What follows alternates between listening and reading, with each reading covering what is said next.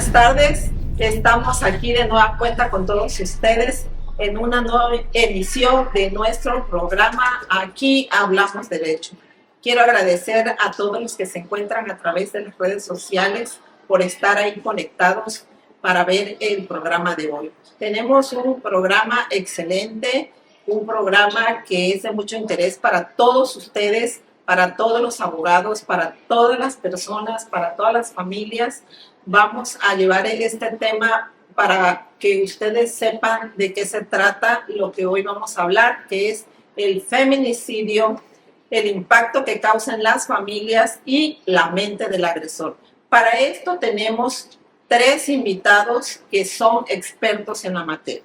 Antes que nada, quiero agradecer también a todos los que tienen preferencia por asistencia jurídica integral. Su servidora Zulima Zavala Montejo, quien es directora de Asistencia Jurídica Inteligente, les saluda con afecto. Así también quiero agradecer al proveedor de café La Ñora, que nos trae esta tarde también un delicioso café para todos los que se encuentran aquí en este lugar, que puedan disfrutarlo. Muchas gracias otra vez. Bueno, pues vamos a dar comienzo, vamos a presentar a nuestros invitados para desarrollar el tema de hoy, como se los prometimos, a través de la publicidad en redes sociales, la que pasa a través de Facebook, que pasa a través de Instagram, y también tenemos un canal de YouTube donde queda grabado este programa de hoy.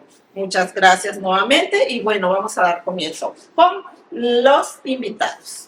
Bueno, tenemos como invitada en el tema de materia penal a la licenciada Telma Elena Lastra Osorio, quien es licenciada en Derecho por la Universidad Autónoma de Juárez Autónoma de Tabasco. Ella es maestra en moralidad penal y doctorada en moralidad penal. O sea que tenemos una invitada que sabe lo que vamos a hablar el día de hoy, que es el feminicidio. Así que también tenemos como invitada para hablarnos de el impacto que causa en las familias los derechos de las víctimas que quedan posterior a este delito tan grave. Es la maestra Jenny Guadalupe Mora Fons. Ella es juez familiar del 6º Juzgado del Tribunal Superior de Justicia. Ella también es licenciada en Derecho por la Universidad Juárez Autónoma de Tabasco. También tiene diplomado en Derecho Familiar, maestría en Derecho y diplomada en el nuevo sistema procesal civil y familiar. O sea que aquí también aquí hablamos derecho, también tendremos la participación de la maestra Jenny Guadalupe, que nos va a hablar de tan importante tema de lo que pasa con las víctimas que son víctimas indirectas de este delito de feminicidio. Pero también tenemos un invitado, el doctor Manuel Lescano Morales, que va a hablar de la parte tan interesante que muchos no sabemos qué pasa con el agresor. Él es licenciado en psicología por la Universidad Juárez Autónoma de Tabasco, también es especialista en sexología educativa del Instituto Mexicano de Sexología, maestro en sexología clínica del Instituto Mexicano de Sexología también, doctor en estudios jurídicos por la Universidad Juárez Autónoma de Tabasco. ¿Pero por qué creen que lo invité? Porque él fue jefe del Departamento de Atención de Agresores del Instituto Estatal de las Mujeres todavía hasta el año pasado, ¿verdad? Sí, él ha trabajado con estas personas que son agresoras, son agresores en potencia y que han cometido estos delitos tan graves que son hacia nosotras las mujeres. Considero que este tema es tan interesante y tenemos que saber qué pasa por la mente del agresor. Entonces, pues vamos a dar comienzo y nuevamente un aplauso para nuestros invitados.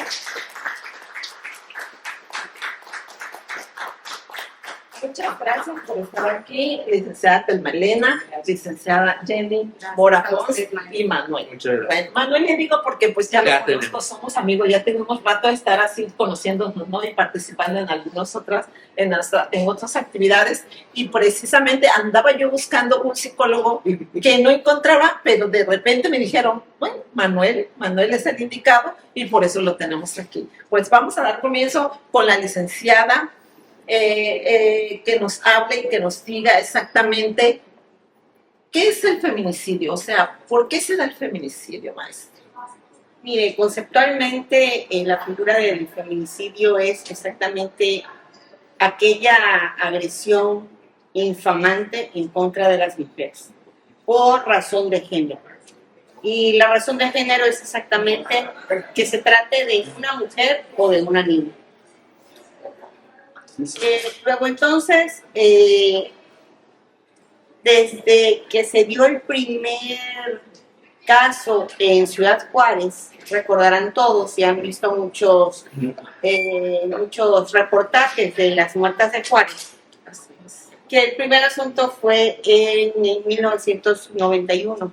Una chica de 16 años que fue mutilada, fue agredida sexualmente, y de ahí empezaron a darse este tipo de conductas que no tienen explicación, y creo que hasta el día de hoy no la encuentran, ni han sancionado a nadie, salvo el caso de Willy Freire, que dieron con el homicida, lo absuelven, pero pues lo vuelven a reaprender. Creo que finalmente ya hasta lo mataron, no tengo ese dato exactamente.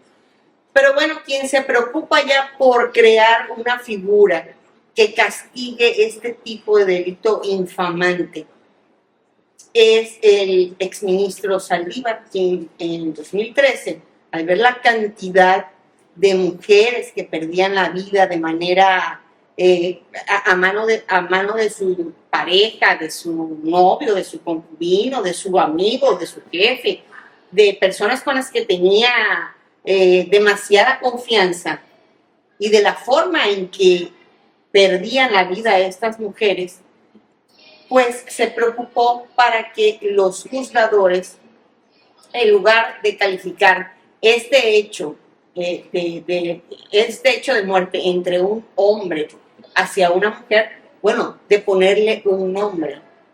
Y quedó como feminicidio, así como hay robo, como hay violación, pues hay feminicidio. Y de ahí se desprende la obligación legal que tenemos los jueces penales de hacer nuestras resoluciones atendiendo justamente al protocolo para juzgar con perspectiva de género. Y esa perspectiva de género es exactamente estudiar el contexto en el que se verificó ese hecho de muerte hacia una mujer. Cabe aclarar que no toda muerte de una mujer constituye feminicidio, aunque hay protocolos que se manejan en la Fiscalía General del Estado de Tabasco que indican y obligan al investigador a iniciar la carpeta cuando se trata de la muerte de una mujer, a empezar esa investigación como delito de feminicidio, y de ahí ir aminorando a ver si se cumplen con todas las circunstancias para poder establecer que efectivamente se trató de un feminicidio y no de un homicidio simple o calificado en relación a una mujer. El artículo 115 bis del Código Penal vigente para el Estado de Tabasco establece cuándo se da y bajo qué circunstancias se da el feminicidio. Volvemos a lo mismo. No por el simple hecho de ser mujer, quien comete el hecho es feminicida, puede ser homicida. Y este artículo define bien en qué ocasiones se dan este tipo de... cuando sí es feminicidio. Es feminicidio cuando hubo una relación, como dije antes, de matrimonio, en donde se advertía demasiada violencia en ese matrimonio y que todo el vecindario atendía a que la va a salir matando un día y hasta que ocurre. Otro es cuando entre el activo y la pasivo existiera una relación laboral. Hay mucha envidia entre los grupos laborales y los hombres exactamente no pueden admitir por cuestiones culturales que una mujer sea quien venga a mandarles, a decirles, a probablemente llamarles la atención, digo de manera decente, y ellos van fraguando en esa mentecita criminal que a algunos se les desarrolla más que a otros, la manera de eliminar a esa mujer. De igual manera, lo desastroso que resulta, por ejemplo, esos homicidios que se publicitan en las redes sociales cuando dejan a una mujer tirada desnuda en una calle, cuando, en algún paraje solitario, cuando las dejan, cuando son violadas, cuando son mutiladas, cuando son desmembradas. Ahí claramente es delito de feminicidio, ahí no hay vuelta de nada. Y así es como lo establece el artículo 115 bis del Código Penal vigente en el Estado de Tabasco. Ok, siga usted aquí. En Aquí Hablamos Derecho. Realmente es preocupante lo que vivimos diariamente las mujeres a través de toda esta violencia que nos ejercen a veces los varones. Podemos creer que no todos los varones sean violentos, pero pues hay un porcentaje muy alto de que sí existen. Y desafortunadamente esa variante, ¿no?, de que la mujer pudiera surgir más que ustedes los hombres, es lo que trae estas agresiones que pues a veces nosotros no las merecemos o no tienen razón de ser, sin embargo, están sucediendo todos los días. Veo en mi quehacer profesional diariamente mujeres que llegan conmigo y que me dicen, es que ayer me golpeó, es que acababa de dar a luz y me dieron de alta y llegando me dio una golpiza y la mujer me dice, creo que hasta aquí llegué. Hay mujeres que me dicen, es que estaba yo dormida y de repente me despierta y me empieza a patear y me empieza a jalar por los cabellos y me arrastra. Y dices tú, o sea, ¿cómo pueden suceder estas cuestiones? Para eso tenemos a estos expertos el día de hoy, para seguir platicando acerca de lo que es el feminicidio. Sigan en Aquí Hablamos Derecho, escuchando este tema. Bueno, entonces, esto es un círculo, definitivamente un círculo de violencia. Cuando una mujer permite que ya desde el noviazgo el novio empieza a violentarla, evidentemente eso no va a acabar bien. Sobre todo cuando la mujer se empeña en estar con esa persona, aunque la esté vilipendiando en cualquier tipo de violencia.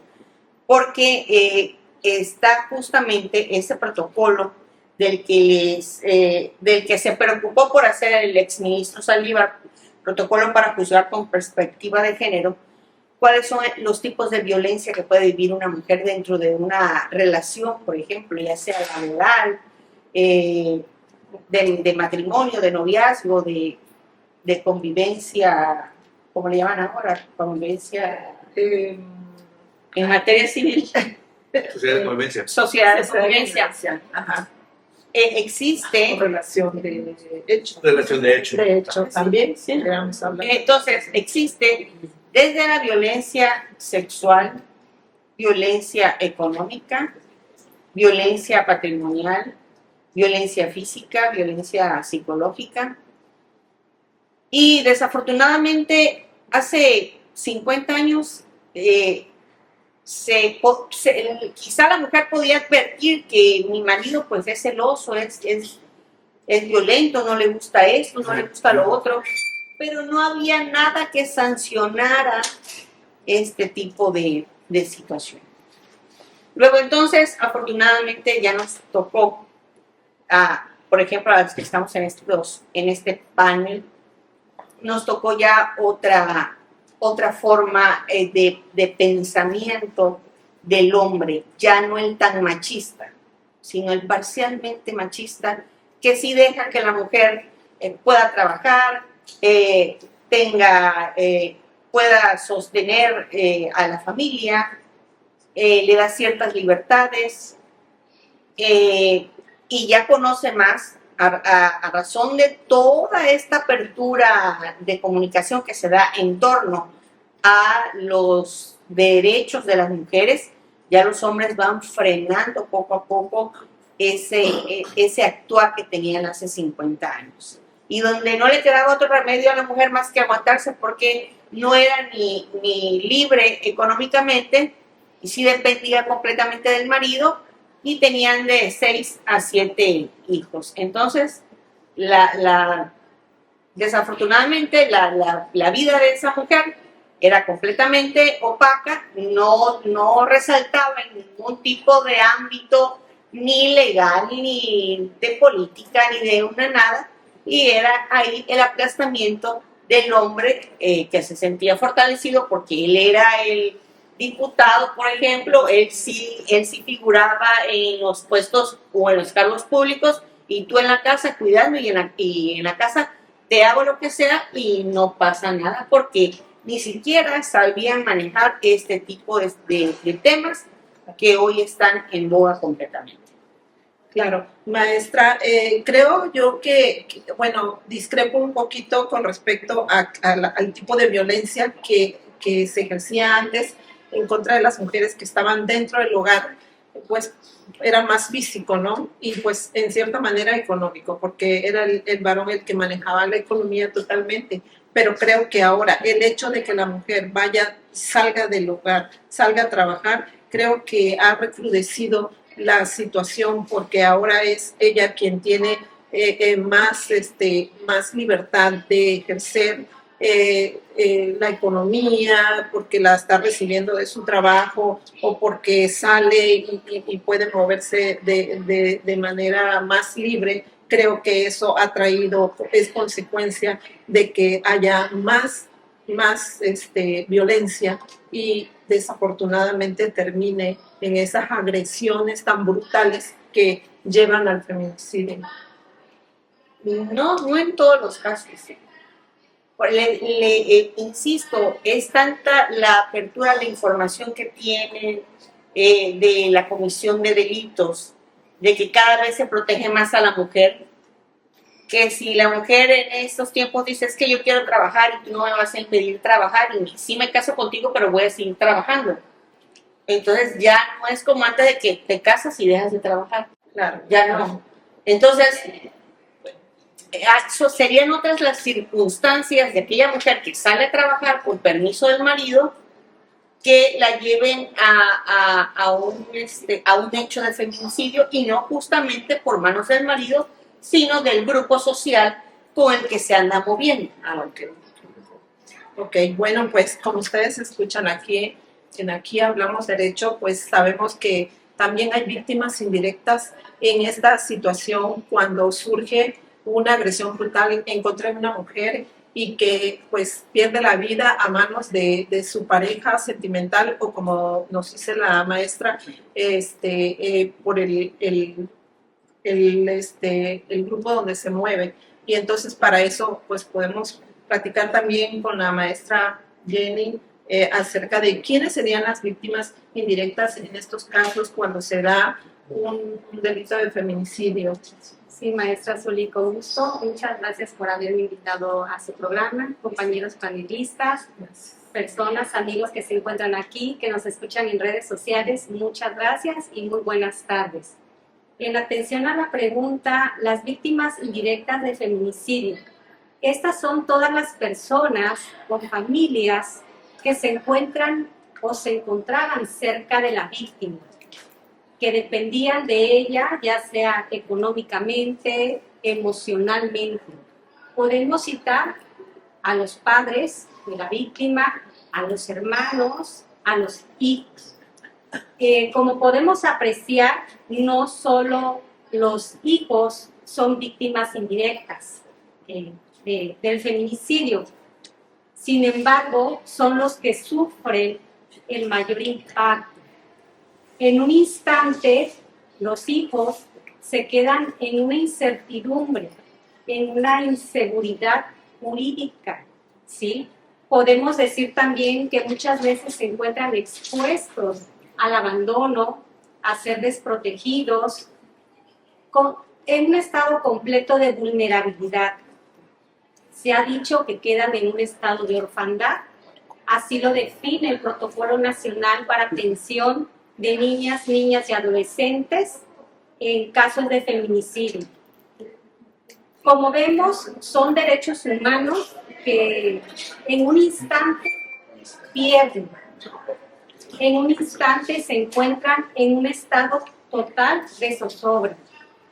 Derechos humanos que son protegidos por nuestra Constitución, por mandato judicial, por convenios, tratados internacionales.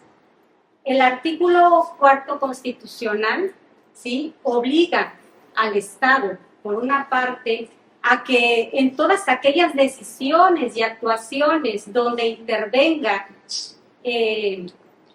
un niño, niña o adolescente, se pondere y se tome en cuenta el interés superior de este y se cumpla a cabalidad con los derechos humanos que estos tienen. Por otro lado, también responsabiliza a sus ascendientes, a quienes ejercen la custodia o la tutoría, a que sigan cumpliendo con estos derechos humanos y en caso de no hacerlo, exija su cumplimiento. Bueno, podemos decir también qué derechos humanos podemos advertir que se ven afectados. Los derechos humanos, una de sus características, pues es de que son interdependientes, indivisibles, y uno va trayendo a otro. No podemos considerar a uno solo en lo individual. En este caso, no es que los demás no sean más importantes, pero el derecho a vivir en familia.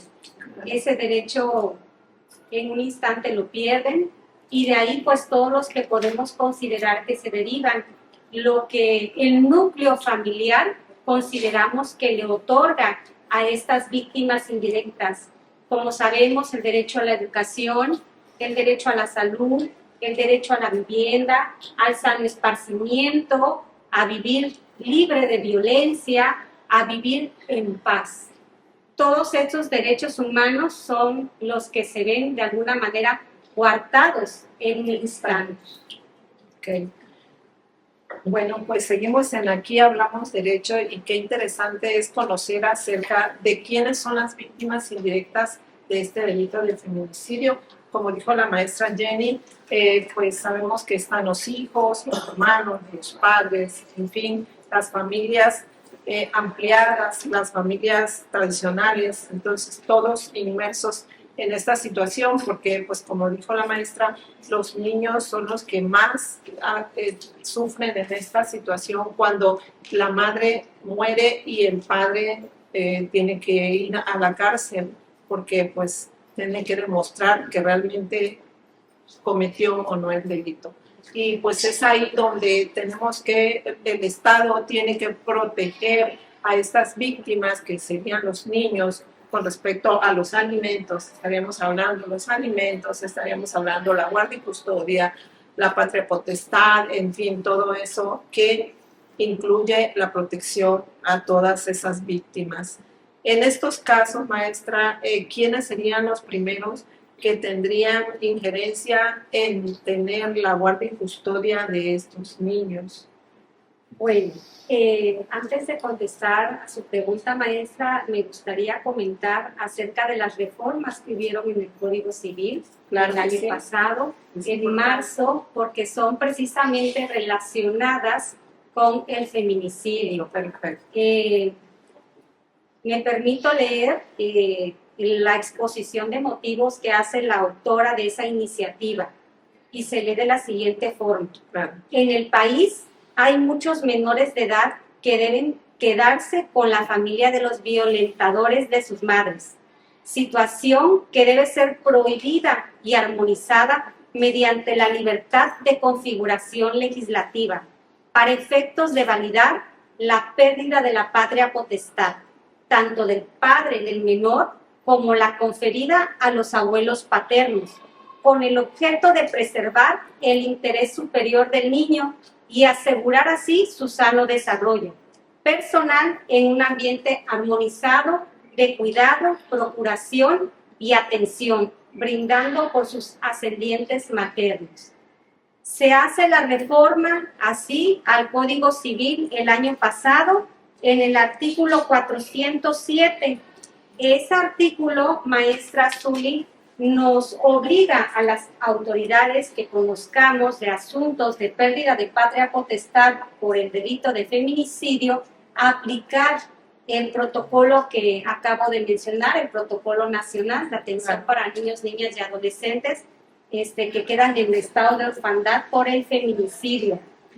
Okay. De igual forma, sufre reforma el artículo 425 del Código Civil respecto de los abuelos paternos. En cuanto a ellos, el juez tiene el deber de analizar minuciosamente si limitará, suspenderá o declarará la pérdida del derecho que le corresponde o la convivencia que puedan tener con este niño, niña y adolescente.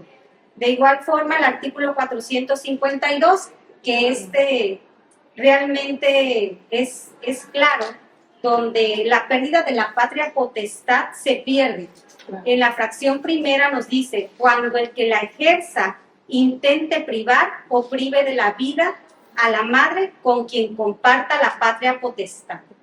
Es decir, desde el momento en que se configura el delito de feminicidio, el agresor, en este caso que sea el padre de estas víctimas indirectas, pierde el derecho de patria potestad. En relación a su pregunta respecto de la guarda y custodia, esta puede ser ejercida por los familiares de la víctima indirecta. Esta se refiere al cuidado que se le da día a día al niño, dependiendo pues de la edad, si son pequeños, el ir a la escuela, atenderlo, sus clases, sus tareas, todo ese cuidado cotidiano que se le debe de dar, claro. Pues puede ser solicitado por los abuelos, por los tíos, y el juez ahí hará un análisis de ponderación. ¿Qué persona es la que le trae más beneficio para ese cuidado al niño, niña o adolescente? Claro, qué interesante saber estos derechos que tienen las víctimas indirectas del delito de feminicidio, porque también tenemos que, como dice, ponderar lo que el niño también en un momento dado quiere, porque podemos decir que puede quedar con el abuelo, pero a lo mejor no quiere quedar con los abuelos, quiere quedar con los tíos o un familiar con el que él pueda sentirse más seguro. Tenemos a veces quizás que escucharlos, ¿no? Para saber dónde el niño se va a sentir más protegido. Es triste saber que cuando la madre falta dentro de lo que es el hogar o donde es la familia, y los niños tienen un apego muy directo con la madre, creo que es muy triste que estos estén sufriendo por esa situación y tampoco tendrán la figura paterna porque pues estará en la cárcel, ¿no? Entonces hay que buscar lo mejor posible, la estabilidad de los niños, ponderar ese derecho que tienen ellos para que sean protegidos lo mejor posible. Sí, Sí, es maestra Zuli. Claro. Como usted bien dice, aun cuando queda el progenitor de aquella víctima indirecta todavía con vida, al momento de que pierde la patria potestad, pues queda en un estado vulnerable y por eso se dice que queda en un estado de orfandad. claro. Permítame platicarles de la patria potestad. Esta es una de las figuras más importantes que contempla la materia familiar en relación al cuidado y la protección de los niños. Claro. Maestra, ¿le parece si nos platica en el próximo para que vayamos a hablar un poquito qué pasa con el agresor? Y nos platica en la segunda, claro que sí. Bueno, pues vamos a platicar en este momento con nuestro invitado también, el psicólogo Manuel Escano Morales. Él nos va a hablar y quiero que nos diga, nos platiques acerca de qué está pasando por esa cabeza de este agresor, o sea, ¿por qué se comporta de esa manera? Okay. Muy buenas tardes a todos los presentes, espero que estén aprendiendo mucho el día de hoy. Creo que la respuesta a tu pregunta la voy a contestar de la siguiente manera. En 2015, cuando empecé a trabajar en el empleo en el que estoy, teníamos un compañero docente en el cual nos llevábamos muy bien, porque cuando llegaba por las mañanas nos sonreía, nos preguntaba cómo estábamos, reíamos mucho con él porque era un hombre muy amable, hasta que un día desapareció. Un día nos notifican de que el docente dejó abandonadas las clases y que nadie podía localizarlo. Y nos preocupamos en primera instancia porque dijimos, un hombre tan bueno, ¿cómo fue posible que desapareciera? Y empezamos a conjeturar secuestro, etc. La respuesta nos llegó como un balde de agua fría en la misma mañana cuando nos enteramos que él había citado a su exnovia, una muchacha que ya había estado constantemente pidiéndole que la dejara en paz por la violencia que habían vivido durante varios meses de su relación. Él, en su intento por evitar que ella lo dejara, la cita en el Parque de la Pólvora, la intenta forcejear para que estén juntos, ella se resiste, él le corta el cuello, la apuñala y una vez que todavía la apuñala y la desangra, para evitar que ella la detecte, la quema, todavía estando con señales de vida. Esto fue en el 2015 y apenas fue en el 2024, 9 años después del feminicidio, que lo detuvieron en Houston porque estaba escondido, porque los familiares apoyaron su traslado hasta allá y estuvo escondido en una iglesia como indocumentado hasta que la nota de captura llegó hasta allá, lo detuvieron y lo trajeron. Él no se entregó, a él lo detuvieron. Y él no quería venir aquí a Tabasco porque sabía que una vez que ingresara a Tabasco iba a ser sancionado por feminicidio.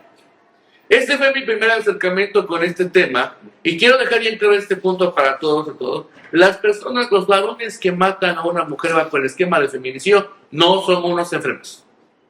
La gente le encanta decir que son enfermos mentales, son monstruos, son criaturas horribles en las cuales fácilmente uno detecta. Eso es mentira. Es gente común, gente que está entre nosotros, gente que aparentemente son muy buenísimas personas, pero lamentablemente cuando están en la casa, en la vida privada, básicamente son el diablo para estas víctimas. Y el feminicidio no es de un día para el otro, no es verdad. El feminicida prácticamente va en un escalón de violencia poco a poco, y por eso muchas víctimas no salen a tiempo, porque lamentablemente jamás imaginan que este feminicida va a hacer este tipo de actos. El pensamiento de la mayor parte de estos feminicidas es, asumen y consideran que están en su justa razón del acto que van a hacer. ¿Por qué? Porque esta mujer, de una u otra forma, no se sometió a él. Bien nos dice el escritor que estos feminicidas no es que odian a las mujeres, le tienen miedo porque saben que estas mujeres ponen en duda su autoridad y su dominio. Por eso ha pasado un caso donde tristemente no fue el esposo quien mató a la víctima, fue compañero de trabajo, su superior, compañera de escuela en Ciudad de México. Entonces me acuerdo que una chica fue asesinada cuando compañeros del grupo que ya la habían acosado la aventaron contra ese piso. Es decir, el feminicida no es un monstruo. La gente le encanta decir eso porque eso va a decir, yo no hago eso. Yo no soy eso. Yo quizás le pegaba una cachetada. Yo quizás le he gritado, yo quizás pues sí le fracturé un brazo, pero nunca atentaría contra ella. Claro que sí lo haría. Lo hará en el momento que vea que la víctima prácticamente no va a seguir bajo su yugo y entonces va a hacer todo lo posible por eliminarla. Por eso es que luego está este comentario y esta duda de, es que el feminicidio debe derogarse porque todas las muertes son iguales y todos somos iguales. Sí, la vida de todos es igual. La manera como nos matan es diferente. Y en los casos de feminicidio se ha observado la brutalidad, la hazaña, inclusive la maldad, en la cual no es simplemente meterle un balazo a la víctima, es hacer todo lo posible para que experimente dolor, miedo y sufrimiento esta víctima, porque el recordatorio es: yo soy tu dueño, yo soy tu amo, yo soy tu Dios. Por eso es terrible y preocupante, porque inclusive podríamos decir que tienen rasgo de psicopatía, pero es mentira. Si no, quiero que ubiquemos que, por ejemplo, en nuestro país tenemos una cultura de la violencia terriblemente normalizada. Y lo hemos apreciado desde, por ejemplo, de que cuando hablamos de igualdad de género, equidad de género, lo primero que dicen los hombres es: bueno, entonces le puedo dar un trancazo a una mujer. Es decir, nuestra manera de relacionarse como es a través de la violencia. Si entre nosotros mismos hombres nos violentamos porque buscamos dominar al uno al otro, que hasta lo vemos en bares, en cantinas, que si nos quedamos viendo mal, ya casi vamos a ver quién es el más gallo, y aquí no me dejarán mentir. Imagínate entonces si es una mujer, y más si trabaja, si es más la que depende de que no quiere dejarse por este hombre, evidentemente este hombre va a llegar al punto en el cual sí va a contemplar matarla. Y varios de los pacientes que yo tuve durante mi gestión como departamento de atención a agresores fue eso, que muchos hombres estaban en esta delgada línea de: es que ya no puedo más con ella, esto que lo otro, es que me desespera, es que ella también me provoca, es que ella, porque bajo su cabeza esta es la solución definitiva. Y el trabajo con la reeducación de hombres agresores era justamente evitar que este tipo de pensamiento siguiera aflojando bajo la creencia de que esto no es tu derecho. No tienes ningún derecho de quitarle la vida a otro ser humano, y especialmente a una mujer, y más si esta mujer es la madre de tus hijos. Y quiero que tengan en cuenta que cualquiera puede ser víctima de feminismo. Y lo dejo bien claro porque la institución a la cual yo trabajé, que fue el Instituto de las Mujeres, hace más de un año tuvimos una pérdida de esa manera. Una colaboradora que estaba asignada en el municipio de Emiliano Zapata, si no me equivoco, una abogada que era una mujer conocida en el municipio, que abogaba por la lucha contra la violencia contra las mujeres, que hablaba a las víctimas sobre la importancia de la denuncia, era víctima de violencia. Y cómo la abogada, que ella básicamente habla de tanto, puede ser víctima, porque lamentablemente una cosa es la vida pública y otra cosa es la vida privada. Y evidentemente ella no va a reconocer que estoy siendo violentada, porque por la congruencia es como le digo a las víctimas. Y por eso tristemente este abusador, que también trabajaba en el servicio público, se aprovechaba de ella. ¿Y qué hizo una noche de Navidad? Él, aprovechando que estaba alcoholizado y acostumbrado a los ataques contra esta mujer, agarró un cuchillo y la apuñaló brutalmente, matando también a los gemelos que cargaba. ¿Cree que este hombre se entregó diciendo: yo me entrego porque me siento culpable? No, intentó matarse. Porque el feminicida no se arrepiente del acto porque lo ha hecho, se arrepiente porque lo ha capturado. Ahí sí se preocupa por la sentencia, ahí se preocupa por las consecuencias de la prisión, ahí se preocupa por lo que va a pasar conmigo y lo que va a decir la gente, no porque está arrepentido. Un hombre que prácticamente ya rebasó la línea y ha asesinado a un ser humano, ténganlo muy presente que no hay vuelta atrás. Ya rompió el principal tabú, que es atentar contra otro ser vivo. Y más si hablamos frente de lo que es una mujer, y más si era madre, porque lamentablemente este crimen que les cuento fue frente a sus hijos. Y tengo dos criaturas traumatizadas que tuvieron que ver a su madre morir y la mano de su propio padre. Entonces, lamentablemente, esto es una cultura que está tan normalizada que aunque sepamos de estos temas, a la gente le dice: pues nosotros matamos. En el estado de Tabasco llevamos ya 15 muertes, de lo que es de enero hasta aquí. ¿Saben cuántas han sido catalogadas como feminicidios según el Secretariado de Seguridad Pública? 3. Sí. Nada más 3. Entonces uno se pone a preguntar exactamente qué condiciones se requiere para dejar en claro este tema. El feminicidio no lo podemos evitar en el sentido de que vamos a poner un policía en cada casa, porque lamentablemente no tendremos recursos para ello, pero sí podríamos, si aprendemos a reeducar a nuestros varones, que si están mal con una pareja o están haciendo violencia, el feminicidio no es una solución, porque destruye familias. Y vuelvo a insistir, estas personas no son enfermos. Es que la gente le gusta pensar eso porque entonces asumen, es que si están enfermos, por eso hacen tanto. No, están muy conscientes, distinguen bien lo que es la ley, lo saben perfectamente muy bien, pero sobre su cabeza piensan que ellos tienen toda la potestad de romperla porque para ellos no aplica, porque lamentablemente es cierto, muchos feminicidios quedan básicamente bajo la impunidad, porque el feminicida, aunque haya evidencias comprobables, siempre te dirá que fue la víctima la responsable, o inclusive el mismo sistema la señala como responsable de su propia muerte. Pues ya escucharon, en Aquí Hablamos Derecho, al psicólogo Manuel Lescano Morales. Realmente es impactante lo que estamos escuchando porque, o sea, pues yo también me voy así como para atrás, dijeran, y pues me da mucho que pensar de seguir soportando la violencia desde hace mucho tiempo y que las mujeres no tenemos por qué seguir en ese patrón, de seguir aguantando todo eso. Creo que tenemos que cambiar, hay que cambiar los paradigmas, hay que cambiar todo nuestro entorno, pues, para vivir más tranquilas. Bueno, pues, maestra, quisiera saber acerca de, o sea, hablaba hace un momento el maestro Lescano de estas estadísticas en su quehacer profesional. Creo que usted lo ve mucho, ¿no? Y a la hora de juzgar, pues, hay veces que agresores que son, o sea, potenciales agresores, pueden salir libres. O sea, ¿qué pasa ahí en el juzgado cuando están estos agresores ahí? ¿Qué pasa ahí dentro? Bueno, primeramente tenemos que, como juzgadores, ya al momento de dictar sentencia, tenemos que establecer que verdaderamente bajo ciertas circunstancias se ha cometido un feminicidio y no un homicidio. Un feminicidio establece una pena que va de 40 a 60 años de prisión. ¿Qué pasa? Bueno, se le impone la mínima, ya con 40 años tiene para entretenerse.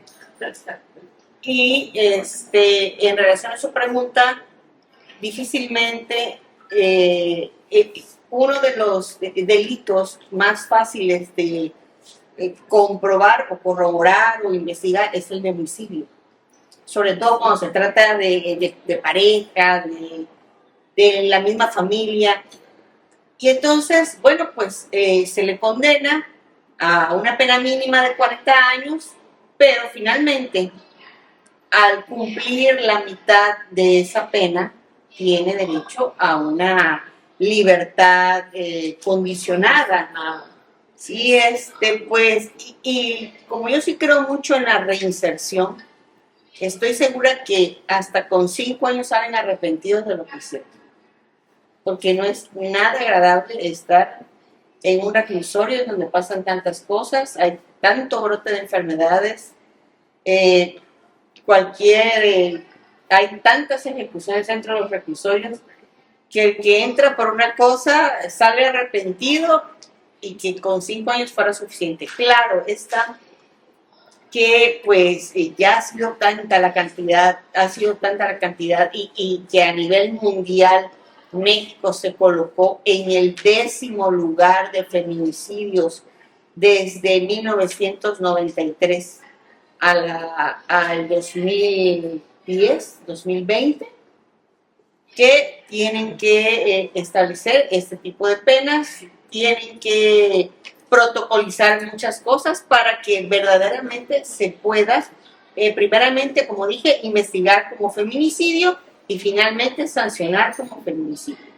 Y yo creo, abonando en lo que ha dicho el psicólogo, que la causa principal del feminicidio no es porque sea un psicópata o un enfermo, es porque es un hombre machista, es una cuestión cultural. No soportan un hombre que la pareja destaque por encima de él. Siempre quieren tenerla bajo un yugo una represión, y estoy completamente de acuerdo con el psicólogo. Ese asunto fue tan viralizado, el del Parque La Pólvora, todos nos quedamos completamente sorprendidos porque verdaderamente era un muchacho que se veía tan educado, tan cordial, y al final del día cometió el delito por quizá desesperación de que la muchacha lo iba a terminar, ¿no? Porque se iban a casar. Sí, se iban a casar, pero es que ella ya había detectado ya señales muy malas, ya de todo, que él, si se casaban, esto no iba a terminar bien. Entonces ella lo intentó dejar, pero lamentablemente no, y así quiero que, ahí sí voy a clarificarlo bien. Lamentablemente mucho del pensamiento que hay sobre este tipo de hombres es que la pareja no es pareja, es posesión. Este es mío. Me ame, no me ame, este es mío. Y entonces si no es feliz conmigo, con nadie, aun cuando yo sé que conmigo no es feliz porque yo también le haré la vida imposible, esto es mío. Y tristemente está tan normalizado esto que la gente asume que esto es lo cotidiano en parejas, y para ello me pongo un ejemplo muy simple. ¿Alguien vio aquí la familia Croce? ¿Por qué creen que duró el programa tantos años? Fue porque para muchos mexicanos lo normal es dos personas en la misma casa violentándose de tal manera que inclusive hasta los hijos se volvieron cómplices de esa violencia. Y cuando tú hablas, por ejemplo, en algún lado de que una relación termine de manera civilizada, que ambas partes dijeron, sabes que yo no te amo, pero yo no te quiero seguir lastimando, todo el mundo piensa decir, eso es falso, eso es mentira, ella está con otro, porque nadie puede creer que una relación de pareja puede terminar en buenos términos. Y si no me negarán, como el juzgado familiar está repleto de casos donde están peleando por la custodia de las criaturas, no por las criaturas, sino porque saben que quitándose la lastiman otro. Y el ejemplo tengo que hace como 2 años vino un tipo del norte hasta el municipio de Centra por sus 2 criaturas. La mamá, como sabía el acto de violencia, se le impidió, el tipo la mató a ella, creo que mató hasta la suegra, y en Comi muy tranquilamente se regresó a Villahermosa, que en la Comi lo detuvieron. Y él cuando lo detiene es que yo estaba justificado porque la madre no me dejaba ver lo que tú haces. Esa es tu justificación. ¿Por qué llegará tanto? Llegará tanto, y tristemente tenemos mucha gente, muchas parejas que están así porque no saben o no quieren aceptar que las relaciones de pareja no puede haber cabida a la violencia. Y tristemente, si hubiese una diferencia con ustedes, estimada Juana, el machismo se conserva. Eso de que piensen que el machismo ya le bajaron, porque ya no tenemos casos de gente golpeada, eso es mentira. Lo único que hizo el machismo es que el machismo se maquilló, se transformó a lo socialmente aceptable. Y entonces ya no es con el golpe que ya te hago el machismo, sino con las actitudes. Es que me preocupa que te vayas a trabajar porque quién sabe qué te vayan a hacer en la calle. Es que yo sí le doy permiso de trabajar porque pues yo sí la amo. Yo sí la ayudo en casa, ¿no? Pero eso es machismo porque sigo viendo a la otra como alguien que está por debajo de mí y todavía paternalistamente tengo que estar siguiendo cuidándola. El machismo sigue. Lo único que ha cambiado básicamente es la cara con la que se muestra. Eso es lo único. Eso tengando presente. Y nosotros mismos lo normalizamos. Sí, por eso afirmé que la principal causa de este tipo de conductas es el machismo. Como dice usted, se ha maquillado, pero sigue existiendo. Y también deseo agregar que cuando detectamos delitos de violencia de género, uno de ellos es la violencia familiar, bueno, pues el Estado sí se ha preocupado porque aquel hombre violentador de la mujer se le conduzca como medida cautelar a talleres que ejercen, talleres contra hombres que ejercen violencia. Nada más que le clarificó un punto y estimada jueza, eso dejó de existir este año. Ahí sí voy a hacer la clarificación en donde ahí con todo respeto y si voy a abrir mi boca, porque ahí sí no estoy de acuerdo. Hasta el 31 de diciembre del 2024, el Instituto Estatal de las Mujeres atendió a su último hombre en los programas de reeducación para hombres generales de violencia. A partir del primero cerró el departamento, por esa misma razón ya no sigo trabajando, porque por consideración de disminución de presupuesto ya no podía mantener el servicio. En todo el estado de Tabasco no existe nadie que reeduque a hombres generales de violencia, y la única instancia que todavía está peleando la batalla es Secretaría de Seguridad Pública a través del Departamento de Atención Postpenal, que atiende más que nada a los hombres que ya van a salir de prisión, que son grupos mixtos, de mujeres y hombres revueltos, pero en el estado de Tabasco ya no hay nadie que atienda a hombres generales de violencia. No lo hace. Por eso mismo, alrededor de unos 11 hombres, en enero de este año, fueron devueltos a Seguridad Pública porque les dijeron que ya no existe reeducación para los hombres. Como un estado que me dice que se preocupa por las mujeres, elimina un departamento que era el que prevenía que alrededor de 800 varones atendidos en 4 años no volvieran a violentar a una mujer. Y lo digo textualmente, y ahí tengo la prueba y la remito, porque es lamentable que se hable tanto del tiempo de las mujeres, pero cuando hablamos de reeducación nadie quiere hablar del tema. Nadie quiere voltear a verlo porque nadie nos quiere atender. Y mi pregunta es, ¿cómo avanzamos contra la violencia hacia las mujeres si no atendemos a la otra población que es la que la está promoviendo?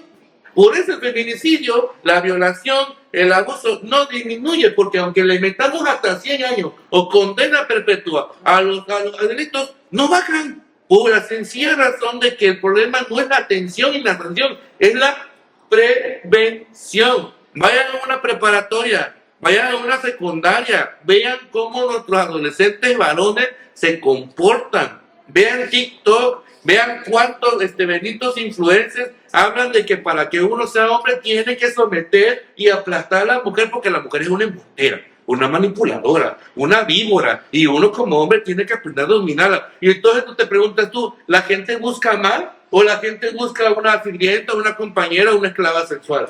Y es triste, y lo digo y lo repito, que hasta el 31 de diciembre de 2024, el servicio que tenía estos hombres para prevenir que siguieran violentando a las mujeres, fuera cerrado. Bajo la excusa de no hay presupuesto. Bueno, quizá derivado de su comentario, y cuando esto empiece a girar en las redes, tomen en cuenta esa situación porque ayudaba mucho. Entonces, había forma, pues se veía la preocupación del Estado en aquellos tiempos de los que yo hablaba, de que sí se preocupaban y los hombres accedían con gusto, les gustaban las charlas, les gustaban y de verdad salían diferentes. De hecho, ustedes perfectamente que varios de sus casos fueron con usted, porque supe yo que era usted la que indicaba esa medida cautelar. Y era increíble porque sí, muchos llegaban renuentes, muchos decían no, porque yo no estoy mal, y luego de 18 sesiones decían no, sí la estoy regando. Y entonces, ¿por qué? Porque muchos de estos hombres, como la normalización de la violencia, ellos no logran ver esto cuando uno se las pone en la cara. Mira, papá, tú estás violentando y estás haciendo esto y esto y esto y esto. Es cuando, caray. Porque si yo te lo hiciera a ti, dime si tú estarías contento. No, pues entonces. Pero pues tristemente esto ya no está en el estado de Tabasco. Y lo dejo bien claro, no existe, ya no hay, no lo hay. Si alguien ha dicho lo contrario, con la pena, eso no existe. Y es desde el 31 de diciembre, bajo el argumento que no hubo presupuesto. De hecho, el único que atendía varones era yo, porque no tuve yo más compañía en ese asunto. Y tristemente, pues ahorita se ha dejado en la omisión ese tema. De hecho, cuando se cerró el departamento, había alrededor de 115 varones que estaban básicamente en proceso, tanto de seguimiento como de inicio. ¿Y eso qué representa? Uno dirá, bueno, son hombres, no. Representa 115 mujeres que por violencia familiar habían podido obtener lo que es estas medidas cautelares, y de un tajón se las cortaron y no hubo nada que pudiera decir, con esto las vamos a apoyar. Pues sigamos en Aquí Hablamos Derecho, porque realmente estamos analizando este tema del feminicidio y estamos sabiendo pues que en este momento no tenemos nosotras las mujeres en esa parte, esa protección de hacer conciencia en los varones, que es lo que necesitamos, reeducar para evitar que la violencia en contra de las mujeres vaya creciendo. Pues hace un momento teníamos la segunda parte, dijéramos, con la maestra Jenny Borafons, acerca de que nos hablaba de los derechos que tienen las víctimas del feminicidio. Y bueno, le doy el uso de la voz nuevamente, maestra. Muchas Adelante. gracias, maestra Zuli. La verdad también a mí me gustaría comentar antes de acerca de lo que ahorita el psicólogo nos acaba de comentar, de explicar ese perfil del agresor, ¿verdad? Claro. Y sobre todo pues saber que puede estar entre nosotros, ¿no? Así o sea, no es un estereotipo de persona, no es alguien que venga marcado y podamos decir él es Claro. un violentador, un posible feminicida, ¿no? Claro que sí. En la iniciativa, nada más retomo tantito de ley que les acababa yo de comentar del año pasado, igual en los motivos para la reforma, toman el tema de la ley Monson.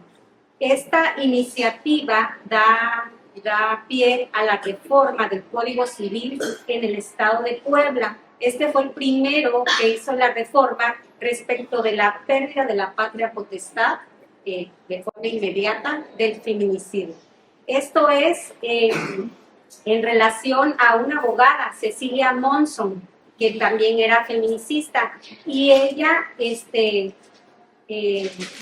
está la idea de que muere y que su agresor es su pareja. Y la pregunta que viene ahí y que da motivo para la reforma es, bueno, los hijos con quién quedan ahora, ¿no? Y con todo lo que nos ha explicado ahorita el psicólogo, pues vemos el peligro eminente de poderlo dejar, ¿no? Con el progenitor o con la familia de porque como nos explicaba el doctor, el psicólogo, muchas veces la familia paterna está íntimamente ligada con el delito. Entonces, pues definitivamente la salud, la integridad y otros derechos se ponen en riesgo, ¿no? Por eso es de que el juzgador, retomando el tema de la guardia y custodia, de la convivencia, en el caso de los abuelos paternos, tendrá que hacer realmente una valoración exhaustiva y proteger sobre todo la integridad en todos los aspectos del niño, niña y adolescente. Hace rato les platicaba o les comentaba acerca de la patria potestad. Esta es una de las acciones que en materia familiar se pueden promover para efectos de salvaguardar los intereses de la víctima indirecta para procurar regresar algunos derechos de estos derechos humanos que se han visto afectados. La patria potestad originalmente la tienen los padres. Realmente es una encomienda que se le da a ellos en beneficio de los niños. La patria potestad, una de las causas de que se termine esta, pues obviamente es el fallecimiento de uno de los progenitores. Ordinariamente le corresponde al otro progenitor la patria potestad, pero como vemos ahora con las reformas, por disposición de ley, el papá, en este caso, pues no tendría derecho a ejercerla. De ahí, quienes deben de ejercer este derecho, esta acción, son los abuelos maternos, y en cuanto a los abuelos paternos, pues realmente valorarlos si es en beneficio de los niños. La patria potestad como obligaciones que se tienen para con estas víctimas indirectas es el cuidado de manera general, la educación, el darles vivienda, en sí el bienestar integral de estos niños, niñas y adolescentes, la representación jurídica también y la administración de sus bienes. Cabe decir que, bueno, el tema de los bienes siempre es una cuestión muy, muy delicada, ¿no? Y más tratándose de estos asuntos, porque luego ya no son los intereses propiamente de los niños, su bienestar, su cuidado, sino ya son intereses económicos. Pero bueno, para esto cabe decir que tratándose de los bienes de los niños, niñas y adolescentes, estos no podrán venderse, no podrán enajenarse, salvo con una autorización judicial, donde se demuestre que se pretende vender, se pretende enajenar por el mismo beneficio del niño, niña y adolescente para su educación, para su universidad, o sea, que le trae un beneficio. Si no es así, pues no se puede hacer este acto, ¿no? La patria potestad tiene sus excusas de alguna manera de los abuelos, y esta sería el hecho de que tengan más de 60 años. De igual forma, el hecho de que se consideren no aptos por cuestiones de salud, ¿sí? Y que pues de alguna manera ellos afirmen no poder ejercerla. La patria potestad no es renunciable. Tendría que demostrarse en todo caso estar en estos supuestos para poder pues ya no concedérsela a los abuelos maternos. Otra, si me permite, maestra Zuli, otra acción que se puede ejercer es la del tutor legítimo. Esta acción es para la guarda de la persona y de los bienes, también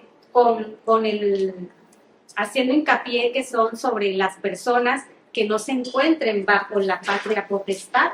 Tienen las mismas obligaciones que la patria potestad, ya dijimos, de cuidado integral, educación, vivienda, salud, la administración también de los bienes. Bueno, en cuanto al tutor, ¿a quién le corresponde? Quienes se encuentran legitimados para pedir la tutoría podrían ser los hermanos, las hermanas, obviamente siendo mayores de edad, los tíos, hermanos tanto de padres como de madres. Si hay algún conflicto entre ellos, que quieran ejercerla, no sé, un hermano y por otro lado un tío, pues el juez elegirá quién de todos de ellos es más apto para el beneficio del infante. Qué interesante, siga en Aquí Hablamos Derecho. Creo que todos los que están aquí en el auditorio están así, todos calladitos, pensando qué es lo que pasa en estas situaciones, y pues hasta yo estoy así pensativa, ¿no? Bueno, le sigo dando el uso de la voz. Muchas gracias, maestra Zuli. Bueno, tocamos un tema, yo creo que realmente es uno que muy importante, que luego, al menos en juzgados, nos impide resolver controversias, que es la cuestión de los alimentos, ¿no? Es un tema muy delicado, porque como dicen, no a nadie le gusta que le toquen el bolsillo, y se lo toca de ahí, ¡pum! Ahí empiezan los problemas. Así es. ¿Quiénes están obligados a proporcionar los alimentos? De manera primaria, pues son los padres quienes están obligados a proporcionar los alimentos a los hijos, en el entendido pues de la patria potestad que acabamos hace rato de mencionar, darle todo lo que conlleva los alimentos. En el supuesto de que no puedan los padres, aclaro, en cuanto al progenitor, si bien es cierto, pierde los derechos para con sus hijos, en el caso que estamos hablando del feminicidio, las obligaciones no las pierde. Más bien, sí, no las pierde. Tiene que proporcionar alimentos. Pero bueno, tomando en cuenta la situación jurídica en la que se pueda encontrar, la insolvencia y demás, pues ahí, atendiendo el principio de solidaridad familiar que rige en materia familiar, entran los abuelos. Claro. Ellos son quienes deben de proporcionarle los alimentos a sus nietos en este caso. Hemos de tomar en cuenta que en materia de alimentos ponderamos, por un lado, la necesidad y la posibilidad de proporcionar los mismos. En caso de que los abuelos no tengan la capacidad económica de poder aportar para los alimentos, pues es ahí donde ya entran otras personas que están obligadas a proporcionar los alimentos. Los hermanos, Sí. y los primos. Claro, creo que, maestra, es válido mencionar que en estos casos a veces el agresor tiene su trabajo y la víctima tiene su trabajo. El que puede prevalecer, o sea, que puede quedar, en este caso, es pues los derechos sucesorios de la madre, ¿no? Y puede obtenerse una pensión post-mortem para estos niños. En el caso del agresor, no, porque perdería su trabajo y ahí sí ya no habría cómo cumplir estos derechos de los niños, ¿no? Sería a través del tío, el abuelito o los que donde queden. Solidariamente. Exactamente, sí. Creo que mayormente cuando la mamá trabaja, pues los niños ya quedan protegidos por la víctima, ¿no? De esa manera. Y pues ya ven, aquí hablamos derecho, pues ya estamos por concluir este tema tan interesante y pues no sé qué más nos puede aportar maestra Jenny para que acompañemos con la maestra Telma, ya para ir cerrando y aquí terminar con nuestro amigo el psicólogo. Bueno, pues de que en cuanto a los alimentos también, la obligación en caso de ser varios los que estén obligados a ello, como fueran varios hermanos, pues la obligación se reparte en forma proporcional. Repito, también atendiendo, pues si existe esa capacidad de poder hacerlo. Son algunas de las acciones que se pueden promover para salvaguardar y restaurar de alguna manera pues esa vulnerabilidad en la que quedan las víctimas indirectas e inseguridad jurídica. Claro que sí. Sí, muchas gracias, maestra. Y bueno, pues para ir cerrando esta parte, ¿qué nos puede decir maestra Telma? Bien, que diariamente en la República Mexicana hay 10 muertes entre mujeres y niñas, lo que ha causado todavía más pánico entre el resto de la población femenil, tomando en consideración pues que ya no se sienten seguras, ya no ejercen sus actividades laborales diarias o aún domésticas, por el temor fundado de que a algún loco se le ocurra entrar a su casa y hacer de ellas cualquier tipo de situación, y lo hemos visto en la realidad. Aquí en Tabasco ya resolvimos un asunto en donde una muchacha soltera entra a su domicilio, van sobre la banqueta de enfrente 2 sujetos, ni siquiera estaban en estado de ebriedad o drogados, y tienen la maravillosa ocurrencia de brincar al techo de la casa, meterse y matar. Nada más por ocurrencia.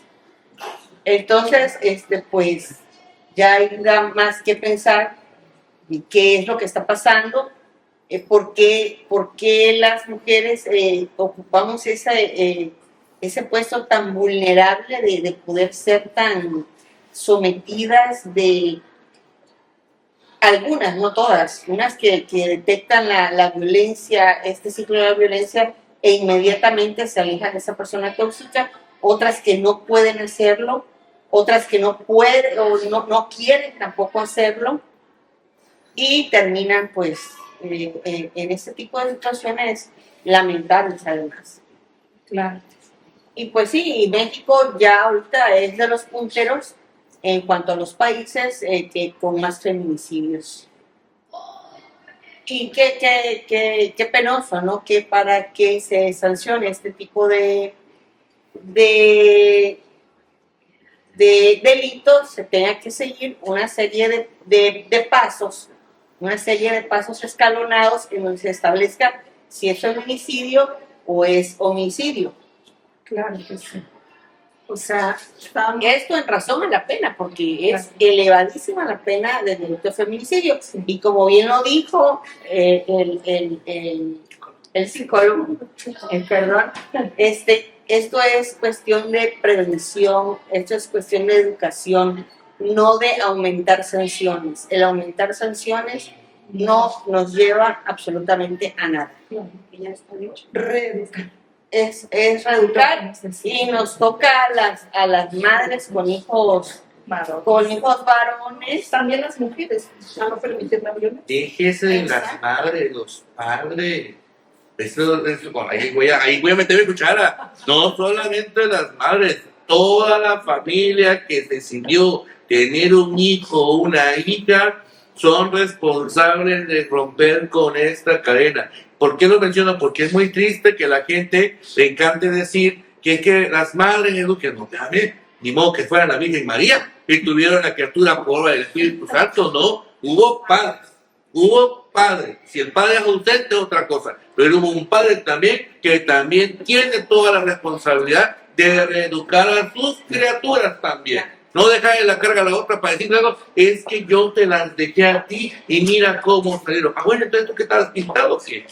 Entonces yo en esa parte yo sí, ahí difiero, no solamente las madres, son todos los que decidieron tener hijos, sea por gusto o lo que sea, al tener un hijo o una hija, es que decidieron asumir con esa responsabilidad.